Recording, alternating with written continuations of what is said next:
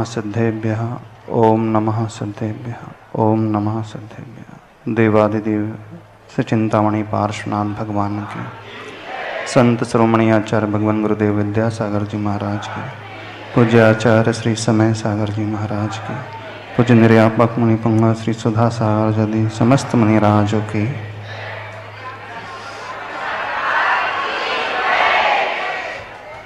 आज थोड़ा सा दूसरा कार्यक्रम था, समय अपने पास कम है। अब हम क्या विषय लें? आप लोगों की जो भी जिज्ञासा हो, इतने दिनों में हमने जो समझने की कोशिश की, जानने की कोशिश की, जीवन हमारा कैसा होना चाहिए, किस प्रकार से हमें अपनी सोच बनाना चाहिए। एक कला, एक ऐसी कला जो हमारे जीवन को बहुत व्यवस्थित बना देती है। कल अंतिम दिन है, नहीं दिन तो शायद आज ही अंतिम, कल एग्ज़ाम है आप लोगों की। तो कुछ पूछना है? किसी को कोई डाउट है? हाँ, कई लोग शिकायत कर रहे थे हमारे जी में पूछना रहता है लेकिन समय नहीं मिल पाता है, तो आज उसी से शुरुआत कर लेते हैं। नमोस्तु गुरुदेव। हाँ गुरुदेव, लौकिक पक्ष एवं धार्मिक पक्ष दोनों से अलग अलग जीवन जीने की कला क्या है? बिल्कुल अलग अलग है ही नहीं। धर्म हमें लौकिक पक्ष में बहुत अच्छा जीना सिखाता है। दोनों एक दूसरे के पूरक ही होते हैं। जो सही धार्मिक व्यक्ति होता है उसी का जीवन बहुत अच्छा बन पाता है। लेकिन आप लोगों के साथ विडंबना यह है, आप लोगों ने अपने धर्म को सिर्फ मंदिर तक सीमित करके रखा है। धर्म जो है, मंदिर में होने वाला धर्म एक थ्योरी क्लासरूम है, और व्यवहार में जो झलकने वाली हमारी एक्टिविटी है वो उसका प्रैक्टिकल है। तो जो व्यक्ति धर्म को समझता है उसका व्यवहारिक जीवन हमेशा अच्छा रहेगा। धर्म मात्र पूजा में नहीं होता है, शास्त्रों में नहीं होता है। धर्म तो हमारे आचरण का अंग होता है। धार्यति इति धर्म, जो धारण किया जाएगा। तो जो धारण करते हैं अपने आचरण में लेकर के आते हैं वे ही सही रूप में धार्मिक माने जाते हैं। तो लौकिक क्षेत्र में धर्म हमेशा परिलक्षित होता ही है। अब आपको अपना जीवन कैसे जीना है, हाँ दूसरे को पूछना है, जल्दी से पूछना।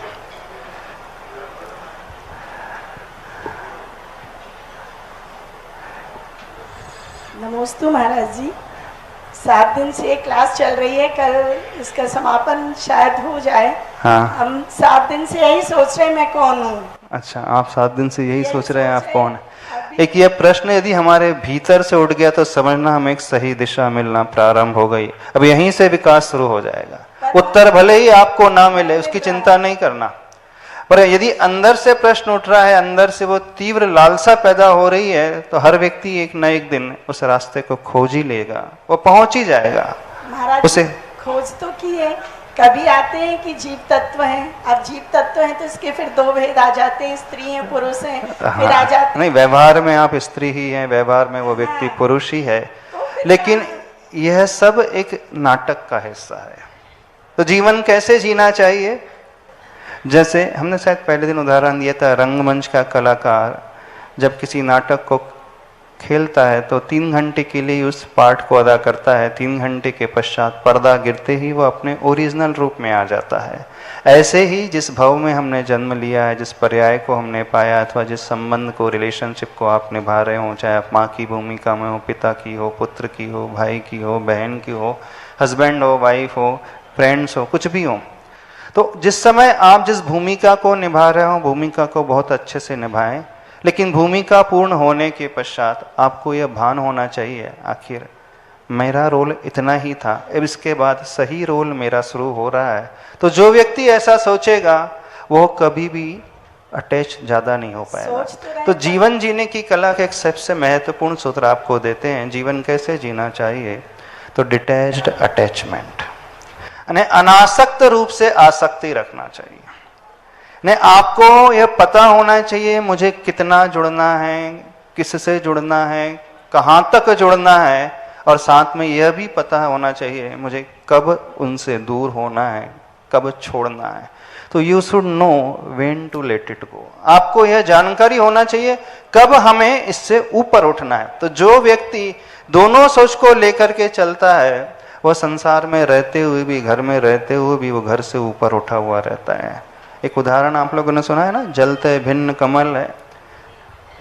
जल में रहते हुए भी वो कमल का फूल जो है उससे ऊपर उठा हुआ होता है। यदि रात भर बारिश हो और तालाब का, सरोवर का पानी का स्तर बहुत बढ़ जाए तो कमल की नाल भी उतनी बड़ी हो जाती है और फूल ऊपर ही उठा हुआ होता है। तो ऐसे ही हमको संसार में रहते हुए भी, अपने संबंधों को निभाते हुए भी, व्यवहार को निभाते हुए भी हमें यह पता होना चाहिए कि मेरा जुड़ाव सिर्फ नाल तक ही है, लेकिन जैसे पुष्प उससे भिन्न रहता है, मेरा जो स्वरूप है इससे ऊपर उठा हुआ।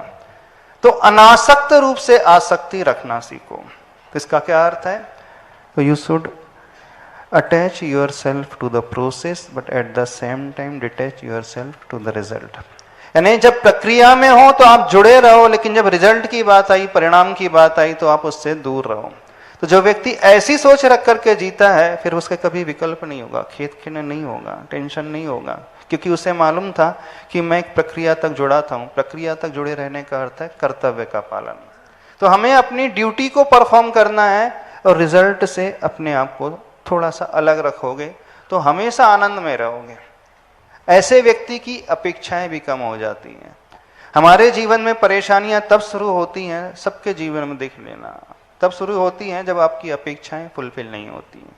जो आप सोचते हो, जो आप चाहते हो सामने वाले से कि सामने वाला मुझसे ऐसा व्यवहार करे, मुझसे ऐसी बातें करे, मेरे लिए इतनी सेवा का भाव रखे, मुझे ये ला करके दे, मेरे लिए हमेशा सोचता रहे, यही अपेक्षा होती कि नहीं होती आपके मन में? क्या होता है? जिनके साथ आप रहते हैं, परिवार के साथ रहते हैं, तो पत्नी की अपेक्षा पति से रहती है, पति की अपेक्षा पत्नी से, बच्चों से, माता पिता से, दोस्तों से, सबसे रहती है। तो जहां वो अपेक्षाएं शुरू हो जाती हैं, वहीं से थोड़ा सा दुख भी शुरू हो जाता है। Expectation is the root cause of frustration. जितनी व्यक्ति अपेक्षा अधिक रखता है वो उतना ही फ्रस्ट्रेट होगा, क्योंकि अपेक्षाएं कभी पूरी नहीं हो सकती। हो जाती, आपकी सारी अपेक्षाएं पूरी हो गई, जो जो आपने सोचा था सब कुछ मिला आपको, किसी को नहीं मिलता। और जब नहीं मिलता हमारा सोचा हुआ तो हमेशा हमें दुख होता है, टेंशन होता है। तो जीवन में आनंद से रहने के लिए, टेंशन फ्री रहने के लिए सबसे अच्छा उपाय होता है एक्सपेक्टेशन लेस होकर के जीना, निरपेक्ष होकर के जीना, बिना अपेक्षा के जीना। लेकिन आप कहोगे कैसे संभव है? परिवार में रह रहे हैं, जिनके साथ रह रहे हैं, रहते रहते अपेक्षा तो पैदा हो ही जाती है, हो जाता है कि मोह तो पैदा हो ही जाता है। अब माँ बाप का मोह हो जाएगा बच्चों से, बच्चों का मोह हो जाएगा पेरेंट्स से, हस्बैंड का मोह हो जाएगा वाइफ से, पत्नी का मोह हो जाएगा पति से, मित्र से। तो जिसके साथ व्यक्ति रहने लगता है, 4 दिन भी रहने लगता है, तो उससे अपेक्षाएं पैदा हो जाती हैं। तो फिर हम कह रहे हैं कि अपेक्षाओं से रहित होकर के जीना, तो कैसे संभव है? संभव है कि नहीं? अच्छा एक बात बताइए, आप लोगों से पूछना चाहते हैं, हाँ है कि नहीं है? बिना एक्सपेक्टेशन के जी सकते हो? नहीं जी सकते, नहीं जी सकते, जी सकते हो। यदि आप कर्तव्य मान करके करोगे तो जी सकते हो। जब व्यक्ति अपनी ड्यूटी को परफॉर्म करता है तो उसे पता हो जाता है कि मेरा कर्तव्य यहीं तक है, अब मुझे छोड़ देना है। फिर वो अपने भाग्य को लेकर के आता है, किस्मत को लेकर के आता है कि मेरे भाग्य में जो लिखा होगा उतना ही मिलेगा। मेरा कर्तव्य था माँ की भूमिका निभाना, मेरा कर्तव्य था पुत्र की भूमिका निभाना, पत्नी की, पति की भूमिका निभाना, मैंने अपने कर्तव्य का पालन कर दिया। अब मेरे भाग्य में लिखा होगा तो सेवा सामने वाले से मिल जाएगी, नहीं लिखा होगा तो ठीक है, क्योंकि अल्टीमेटली आपको मिलेगा वही जो आपके भाग्य में लिखा है। सत्य तो यही नहीं है। आप लाख कोशिश कर लो, लाख चाह पैदा कर लो कि सामने वाला मुझसे बहुत अच्छे से पेश आए, हमेशा मेरा ध्यान ही रखते रहे, मुझे कभी दुखी ना करे, हो ही नहीं सकता। दुनिया का हर व्यक्ति यही तो चाहता है कि मैं हमेशा सुखी रहूं, फिर भी वो सुखी क्यों नहीं हो पाता है? हमें कोई भी व्यक्ति नजर नहीं आया आज तक इस दुनिया में जो सुखी रहता हो, सुखी हुआ हो। तो इसका अर्थ सीधा सा है, जो हम चाह रहे हैं वो नहीं मिलता, हमें वो मिलता जो हमने किस्मत में लिखा करके आए हैं, जो हमारी रेखाओं में लिखा है, जिसे दुनिया भाग्य कहती, किस्मत कहती है, लक कहती है, कुंडली कहती है, हस्तरेखा कहती है, कुछ भी कह नाम ले लो, धर्म ही कहता है, शास्त्र कहता है। जो हमने पूर्व में कर्म किया है फल हमें उसी का मिलेगा। अब फल वही मिलना है तो क्यों ना हम उसी फल को आनंद से भोगना सीखें। यदि आप निरपेक्ष होकर के सारा कर्तव्य का पालन करोगे और जब थोड़ा भी फल मिलेगा, थोड़ी भी सेवा होगी तो आपको खुशी होगी। और जब बहुत ज्यादा अपेक्षा रखते हुए कर्तव्य का पालन करोगे, उसमें सेवा में थोड़ी कमी हो जाएगी तो आपको दुख होगा। देखना, अंतर समझना। जब आपकी कोई अपेक्षा नहीं थी कि बेटा आपकी सेवा वृद्धावस्था में करे, बहू आपकी सेवा करे, और बहू ने थोड़ा भी ध्यान देना शुरू कर दिया, 20% आपकी सेवा कर रही है, तो आपको खुशी होगी। मैं तो सोच रही थी कुछ भी नहीं करेगी, बोले आज के पंचम काल के जमाने में कोई सेवा करने वाली बहू मिलना ही नहीं है। थोड़ा भी ध्यान रखते आपको खुशी मिल जाएगी। और आपकी अपेक्षा थी कि 24 घंटे वो मेरा ध्यान रखते रहे, बेटा 24 घंटे मेरी केयर करे, हस्बैंड 24 घंटे मेरी आरती उतारते रहे, और उसने थोड़ी कमी की, आपके बर्थडे में थोड़ी अच्छी गिफ्ट नहीं ला करके, आपका दिमाग खराब हो जाएगा। ये भी कोई गिफ्ट है? मैंने तो सोचा था 50,000 की गिफ्ट मिलेगी, लेकिन 40,000 की गिफ्ट मिली। तो 40,000 की गिफ्ट पाने के पश्चात भी आप दुखी हो जाओगे। और जिसमें अपेक्षा कम थी, यदि उसने सिर्फ आपके लिए चंद अच्छे शब्द भी कह दिया तो आपको खुशी मिल जाएगी कि नहीं, मैंने तो सोचा था कुछ मिलना ही नहीं है, लेकिन थोड़ा भी मिला तो वो खुशी देके चले गई। तो कहने का अभिप्राय है, हम जितनी एक्सपेक्टेशन को मिनिमाइज करते चले जाएंगे, कम करते चले जाएंगे, उतना ही हमारा दुख जो है, टेंशन जो है, कम होता चला जाए। सीधा सा नियम है। और जिसकी अपेक्षा ही नहीं होती वो कभी दुखी होता ही नहीं है। दुनिया का सबसे सुखी यदि कोई व्यक्ति होता है तो कौन होता है, बता सकते हो? हाँ, कौन होता है सबसे सुखी व्यक्ति? कौन होता है? साधु सबसे सुखी होते हैं। शास्त्रों में वर्णन आता है, आचार्य कुंद स्वामी जी कहते हैं, लिंगम न परावेकम। जो निर्ग्रंथ लिंग होता है वो पर की अपेक्षा कभी नहीं रखते। साधु को कभी दुख नहीं होता, क्योंकि उन्हें किसी से अपेक्षा ही नहीं है। तो आप भी अपेक्षाएं छोड़ दो, लेकिन प्रैक्टिकल लाइफ में एकदम से पॉसिबल नहीं होता है। तो होना ये चाहिए, एकदम कम से कम करो। जितनी कम करोगे उतना ही आपका दुख कम होगा, टेंशन कम होगा। जितना टेंशन कम होगा उतनी ही खुशियां बढ़ेगी। तो सीधा सा सरल सा उपाय है जीवन को किस प्रकार से जीना चाहिए, इस कला को सीखने की कोशिश करो। और यही कला है जल से भिन्न रहने की कला। यदि आप इसे अपना लो अपने जीवन में, फिर जिस हाल में आप रह रहे हो, जिस परिस्थिति में, जिन लोगों के साथ रह रहे हो सकता है आपके पास ज़्यादा पैसा ना हो, गरीबी हो, उस गरीबी में भी उन्हीं लोगों के साथ आपको बड़ा आनंद मिलेगा, सुख मिलेगा। और हो सकता है आपके पास ढेर सारी सुविधाएं हो, ढेर सारा पैसा हो, कोई कमी नहीं है, लेकिन आपकी अपेक्षाएं बहुत ज़्यादा हैं। आपने सोचा था 10 तोले का हार मिलना चाहिए सादा की शालग्राह में, 5 तोले का मिला, दिमाग खराब हो जाएगा। हो जाएगा कि नहीं? तो जीवन को सबसे अच्छे सुंदर तरीके से देखने का नजरिया है, हम अपेक्षाओं को कम करना सीखें। बिल्कुल क्यों नहीं स्वीकारते सामने वाले को कि वो उसी नेचर का है। अब देखना सबसे बड़ी विचित्रता आप लोगों के साथ, आप सामने वाले से एक्सपेक्ट करते हो कि मेरी हर अपेक्षाओं को पूर्ण करे। अब जैसी एक्सपेक्टेशन आपकी रहती है वैसी ही एक्सपेक्टेशन आपके पार्टनर की भी रहती है, सामने वाले की भी रहती है। तो क्या आप उनकी सारी अपेक्षाओं को 100% फुलफिल कर देते हैं? चलो आपसे ही पूछ रहे हैं, आप अपने पति की सारी अपेक्षाओं को पूरी कर देते हैं? अपनी सासू की सारी अपेक्षाओं को पूरी कर, अपने बच्चों की सारी अपेक्षाओं को पूरी कर? तो जब हम स्वयं उनकी अपेक्षाओं को पूरी नहीं कर पा रहे 100%, तो हमें कौन सा राइट है, हमें कौन सा अधिकार है कि हम सामने वाले से उतनी 100% एक्सपेक्टेशन रखें? अधिकार उसे ही है जो देना जानता है। जो सामने वाले की पूरी अपेक्षाओं को पूर्ण कर सकता है, उसे ही अधिकार है कि वह दूसरों से एक्सपेक्ट करे कि नहीं मेरी भी अपेक्षा पूरी हो। लेकिन यह भी तरीका सही नहीं है। हमारी बात समझ रहे हैं कि नहीं? तरीका तो यह होना चाहिए, हम जो भी व्यवहार निभाएं बड़े अच्छे से निभाएं, कुशलता से निभाएं, कर्तव्य का पालन करते हुए निभाएं। फिर देखना आपका परिवार बड़ा सुंदर हो जाएगा। हो सकता है आपके पति आपके एकदम प्रतिकूल चलता हो सकता है आपको धर्म अच्छा लगता हो और उसे कर्म अच्छा लगता हो, आपको मंदिर आना अच्छा लगता हो, उसे घूमना अच्छा लगता हो, होटल जाना अच्छा लगता हो सकता है। नहीं हो सकता कि राम मिलाई जोड़ी होती है, पत्नी धार्मिक तो पति एकदम सांसारिक, और पति धार्मिक हो जाता है तो कई बार ऐसा था पत्नी घूमने फिरने वाली। प्राय तो ऐसी होता है कि ना, दोनों नॉर्थ और साउथ पोल बन करके जीते हैं, उत्तर दक्षिण ध्रुव बन करके जीते हैं। प्राय तो ऐसी देखने में आता है। ऐसे? हाँ, बहुत सारे लोग बोल रहे हैं हाँ हाँ। तो बहुत सारे लोग पति पीड़ित हैं, बहुत सारे लोग पत्नी पीड़ित भी हैं, है ना? अच्छा, कितने पत्नी पीड़ित बैठे हैं यहाँ? कोई नहीं? भीड़ में तो बोल भी नहीं सकते मैं, बोले अभी तो कम ही है, फिर बाद में यदि पता चल जाए तो और ज्यादा हालत खराब हो जाए। और कितने पति पीड़ित बैठे हैं, वो भी भीड़ में नहीं कह सकते। पीड़ित। देखो आपने सामने वाले को कितना दिया। यदि हम सामने वाले से कुछ चाहते हैं तो पहले देना सीखो।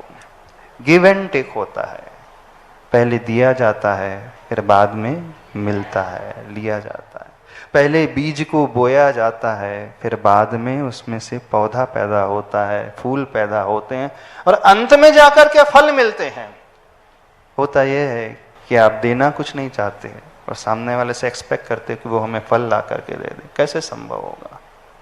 असंभव बात है। समझ रहे हो कि नहीं समझ रहे? तो जीवन कैसे जीना चाहिए बताइए। अच्छा, कितने लोगों को लगता है कि हम ऐसा कर पाएंगे अपने जीवन में? है? कर पाओगे? कम से कम सोचना तो शुरू करो। चलो एक होमवर्क देते हैं आप लोगों को, एक लिस्ट बनाना आज। मैं अपने पति से कितनी अपेक्षा रखती हूँ, कौन कौन सी अपेक्षा रखती हूँ, कब कब अपेक्षाएं रखती हूँ। अथवा पति अपनी पत्नी से कितनी अपेक्षाएं रखता है। अभी तक इतने वर्ष हो गए मेरे विवाह हुए, मैंने कितनी अपेक्षाएं रखी हैं। मेरी अपेक्षा मेरे पुत्र से कितनी है, मेरी पुत्री से कितनी है, सासू से कितनी है, ससुर से कितनी है, भाई से कितनी है, बहन से कितनी है। जितने भी आपके संबंध है, जिन जिन के साथ आप रह रहे हो, आपके रिलेटिव्स हैं, एक लिस्ट बनाओ। बिल्कुल बनाना है, लिखना है।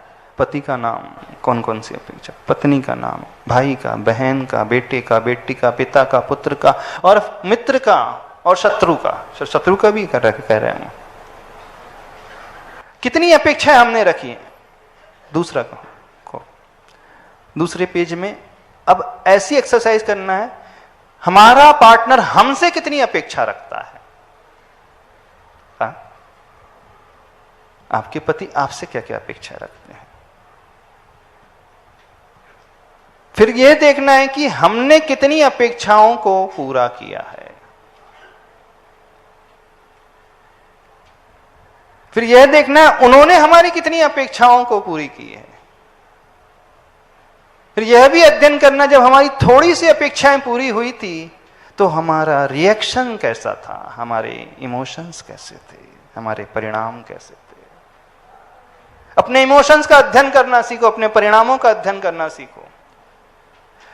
आप उस दृश्य को याद करो जब आपका झगड़ा हुआ था, बिल्कुल विजुलाइज करना किस बात को लेकर के झगड़ा हुआ था और आप कितने खेद खिन्न हुए थे। फिर यह भी अध्ययन करना, जैसे मैं जितना खेद खिन्न हुआ था, क्या उतना सही था। यदि मैं दूसरे रास्ते को अपनाता तो मेरा जीवन कैसा होता। अब थोड़ा सा अपना एनालिसिस करो, अपने परिवार का एनालिसिस करो, और बड़ी शांति से अध्ययन करना। अपनी पास्ट हिस्ट्री को चेक करने की कोशिश करना। यदि आपके जीवन के 30 साल निकल गए हुए हैं तो जो प्रमुख घटना आपके जीवन में घटी है, हर घटनाओं को याद करना, हर वर्ष की घटनाओं को याद करना। क्योंकि इतिहास जब पढ़ा जाता है उसके पीछे उद्देश्य एकमात्र होता है कि उन घटनाओं से शिक्षा ग्रहण करें। वर्तमान युग जो होता है सिर्फ शिक्षा को ग्रहण करने के लिए होता है, हमें उनसे सीखना होता है। और जो व्यक्ति नहीं सीखता है वो ठीक नहीं माना जाता। एक उदाहरण देते हैं। एक व्यक्ति ऑफिस के लिए सवेरे सवेरे निकला, रात में बहुत बारिश हुई थी, कीचड़ था, और वहीं पे केले का छिलका पड़ा था। उसका पैर स्लिप हो जाता है, गिर जाता है, पैर पूरे कपड़े गंदे हो जाते हैं। ऑफिस पहुंचने में 1 घंटा लेट होता है। घर आता है, कपड़े बदलता है, स्नान करके फिर जाता है। तो बॉस पूछता है लेट क्यों गए। वो बोल रहा है बारिश हुई थी, केले का छिलका पड़ा था, मेरा पैर पड़ गया, मैं गिर गया, इस कारण कपड़े खराब हो गए। पुनः स्नान करने, कपड़े बदलने में समय लग गया। ठीक है, एक्सेप्ट कर लेता है, बॉस की गलती हो गई है। अब दूसरे दिन वो फिर निकलता है, देखता है क्या फिर बारिश हुई है, और रास्ते में गली में केले के छिलके पड़े हैं। अब वो टेंशन में आ जाता है, बोले अरे आज भी गिरना पड़ेगा। क्या बोलता है? आज भी गिरना पड़ेगा। और सही में केले के छिलके पर पैर रखता है, फिर गिर जाता है, फिर दूसरे दिन लेट हो जाता है। फिर बॉस पूछता आज क्यों लेट हो गए? बोले आज भी गिर गया। बोले आज भी गिर गए? बोले देख के नहीं चल रहे थे? केले के छिलके पड़े थे। बोले देख के नहीं चले? बोले क्या करता, अब केले के छिलके पड़े तो गिरना ही पड़ेगा। ठीक है, ठीक है, नहीं है? यदि आप उस जगह होते तो क्या करते? हटा देते, रास्ता बदल लेते। अच्छा, आपके जीवन के साथ भी ऐसी होता है। जब आपकी पहली बार लड़ाई हुई थी, फिर दूसरी बार क्या होता है? अरे अब उसने तेज बोला तो फिर तो लड़ना पड़ेगा ही, अब तो गिरना ही पड़ेगा, अब तो गुस्सा करना ही पड़ेगा। ऐसी होता है कि नहीं? आपको वो व्यक्ति कैसा लग रहा था जो गिर गया था दूसरी बार? बेवकूफ, मूर्ख। आप कौन है? उससे बड़े मूर्ख। वो उदाहरण में आपको लग रहा है कितना बेवकूफ था वो व्यक्ति। कभी अपने भीतर झांक करके देखना, आपने क्या शिक्षा ग्रहण की जब आपके जीवन में वो दुर्घटना घटित हुई थी, जब आपके जीवन में, आपके संबंधों में, रिलेशनशिप में इस प्रकार का माहौल बना था कि आपकी लड़ाई हो गई थी, विसंवाद हो गया था, शांति खो गई थी। आपने सीखा था उस समय? वो तो 2 ही बार गिरा। आप लोग कितने बार गिरते? हाँ, कितने बार? वो पढ़ा लिखा था कि नहीं? आप लोग भी पढ़े लिखे हो कि नहीं? पढ़े लिखे गंवार क्या हो? क्या हो? कैसे हो?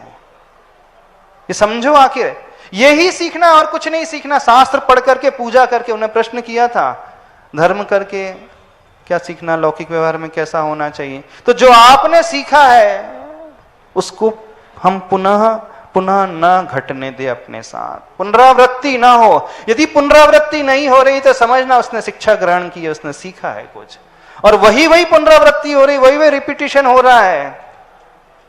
तो ये अज्ञानी जीवों की पहचान है, बालकों की पहचान है। बच्चे हैं वही गलती बार बार करते हैं। मां समझाती है कि मिट्टी नहीं खाना चाहिए, फिर वो मिट्टी खाने चले जाता है, कपड़े गंदे करने चले जाता है।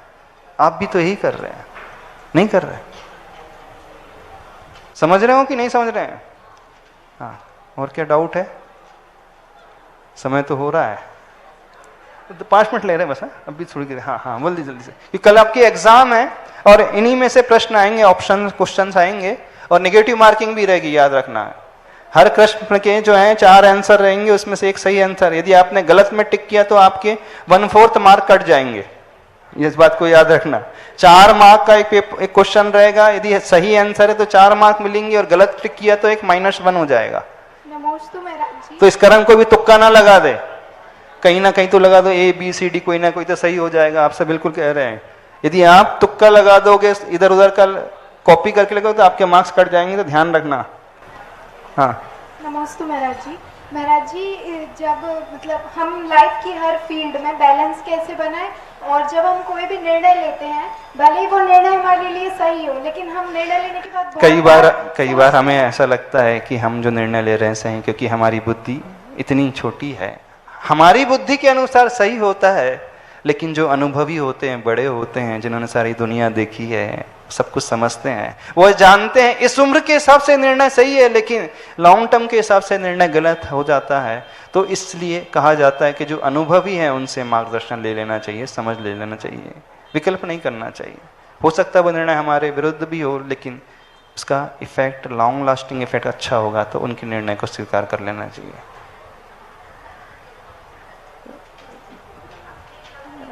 ऑन करो उसको जल्दी।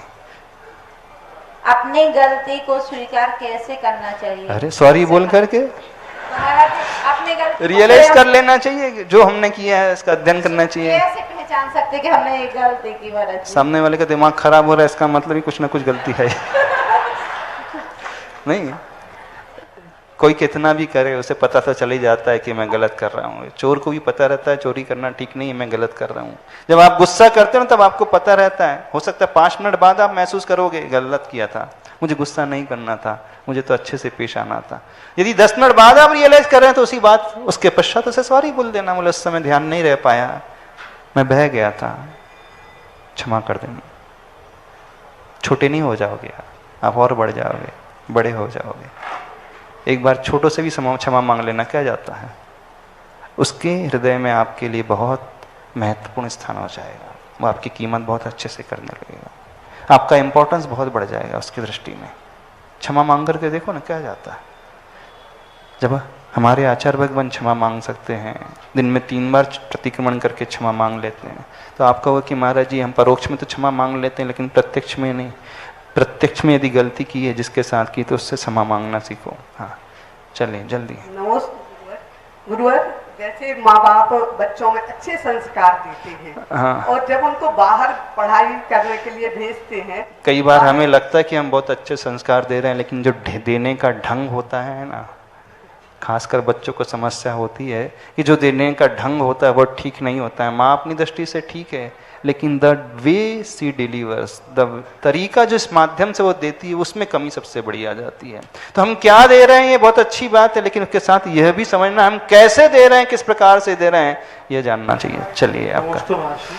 महर्षि कई बार ऐसा होता है कि गुरु के अलावा अगर हम किसी को अपना मेंटर या सलाहकार चुनते हैं तो वो हमारे हित की जगह अपना हित देखता है। हाँ, इमोशनल ब्लैकमेल भी कर सकता है। इस कारण समर्पण वहाँ होना चाहिए जिसके प्रति आपका पूर्ण विश्वास है। यदि आपको डाउट है तो नहीं बताइए उससे सलाह तो महाराज जी वो दिखावा करता है, बाद में पता चलता है कि वो हमारा हित नहीं अपना हित देख रहा था, तो ऐसे में क्या करना चाहिए महाराज? इस कारण सोच समझ करके मेंटर को चुना जाता है, ऐसे नहीं चुना जाता है, समझ करके। ठीक है, तो कल जो एग्ज़ाम होगी थोड़ी देर हम 6 से 6:30 तक कुछ चर्चा कर लेंगे। 6:30 से आपके पास ऑनलाइन मोबाइल में पेपर आएगा और लगभग 25 प्रश्न होंगे, तो आधे घंटे में हो जाएंगे। बड़े सिंपल रहेगा, लिखना है नहीं, आपको टिक ही करना है। इतने दिन में सुना है तो आप कैसे टिक करोगे? तो रिवीजन कर लोगे, बुक तो है नहीं।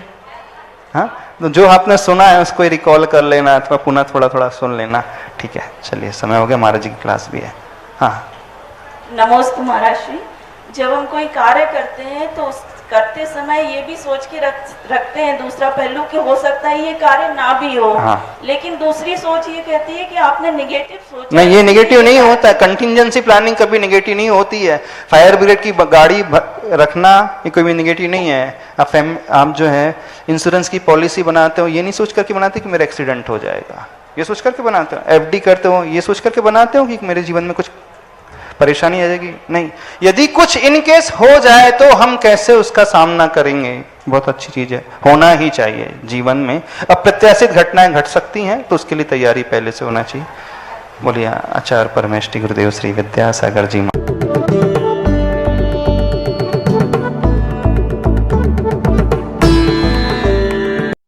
राष्ट्रीय राजधानी दिल्ली से 144 किलोमीटर